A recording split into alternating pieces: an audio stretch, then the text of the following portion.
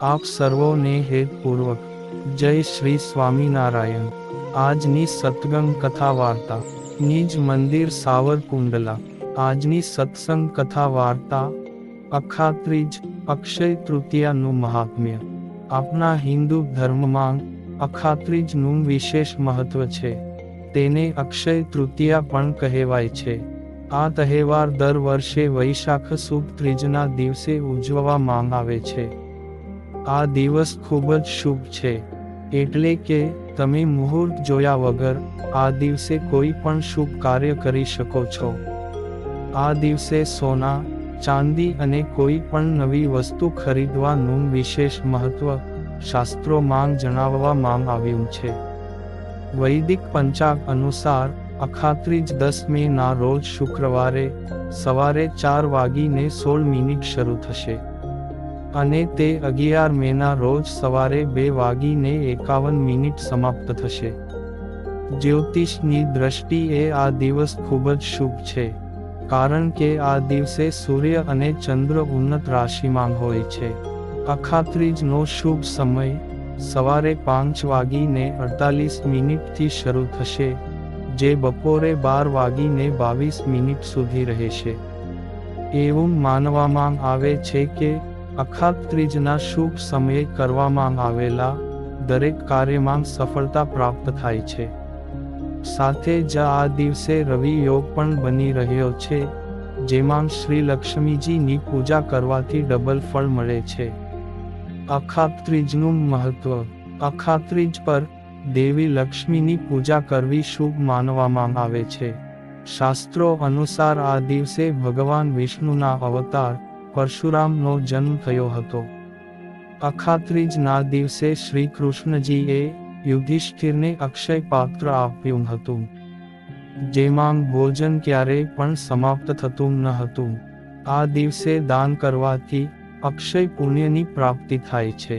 સાથે જ શાસ્ત્રોમાં આ દિવસને સદા સંપૂર્ણ મુહૂર્ત કહેવામાં આવ્યું છે, એટલે કે આ દિવસે લગ્ન, ગૃહ પ્રવેશ, વાહન ખરીદી, સગાઈ કે અન્ય કોઈ શુભ કાર્ય કરી શકાય છે। અખાત્રીજના દિવસે એકાક્ષી નાળિયેર, દક્ષિણાવર્તી શંખ અને પારદ શિવલિંગ ખરીદીને ઘરે લાવવા ખૂબ જ શુભ માનવામાં આવે છે। વળી એવી પણ માન્યતા છે કે ત્રેતાયુગ પણ આ દિવસથી શરૂ થયો હતો। એવું માનવામાં આવે છે કે આ દિવસે દેવી લક્ષ્મીની પૂજા કરવી પણ મહાપુણ્યકારી અને મહામંગલકારી હોય છે। આવો જાણીએ શા માટે અક્ષય તૃતીયા તિથિ વર્ષમાં ખાસ તિથિ છે। આ દિવસે શું કરવું જોઈએ? હિન્દુ ધાર્મિક ગ્રંથોમાં અક્ષય તૃતીયા ઉપરાંત દેવઉઠી એકાદશી, વસંત પંચમી અને બદલી નવમીને પણ સનાતન ધર્મમાં શુભ મુહૂર્ત માનવામાં આવે છે। અક્ષય તૃતીયા તિથિને દાન માટે અચૂક માનવામાં આવે છે। આ તિથિને ચિરંજીવી તિથિ પણ કહેવામાં આવે છે, કારણ કે આ તિથિનો કદી પણ વધઘટ કે ક્ષય થતો નથી।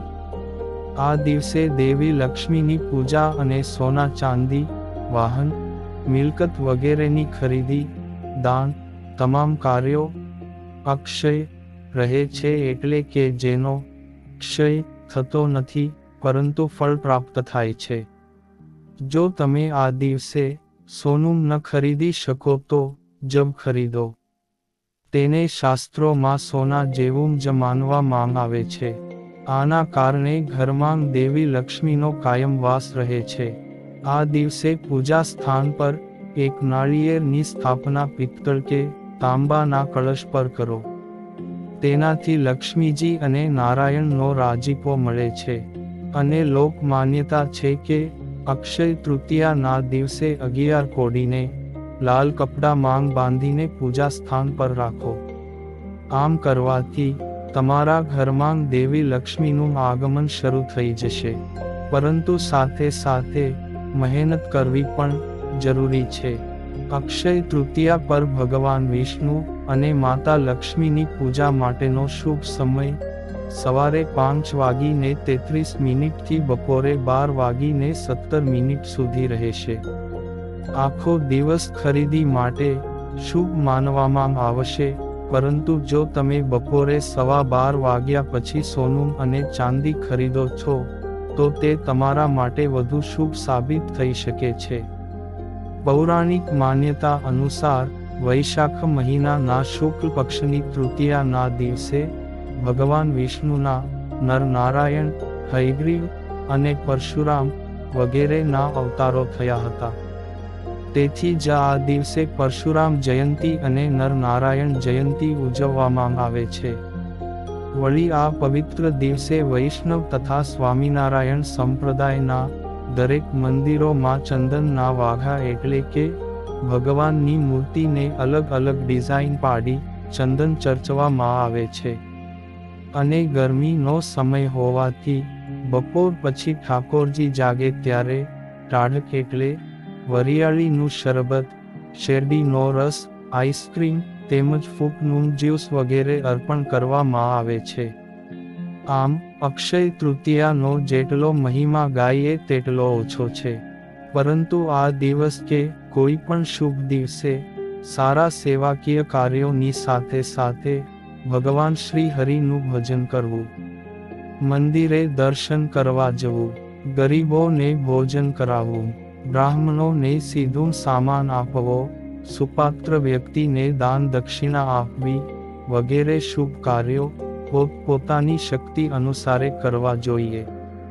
અને કાંઈ ન થઈ શકે તો હાલતા ચાલતા, ખાતા પીતા, ઉઠતા બેસતા એમ દરેક ક્રિયામાં પ્રભુ સ્મરણ કરો. અને તેના જેવો અક્ષય ઉપાય બીજો કોઈ નથી. માટે પ્રભુ ભજન તો અવશ્ય કરવું. બસ આજના દિવસે આટલું જ, ને વિશેષ સત્સંગ વાર્તા પછી કરશું. અત્યારે ભગવત નામ સ્મરણ સાથે આપ સર્વોને જય શ્રી સ્વામિનારાયણ.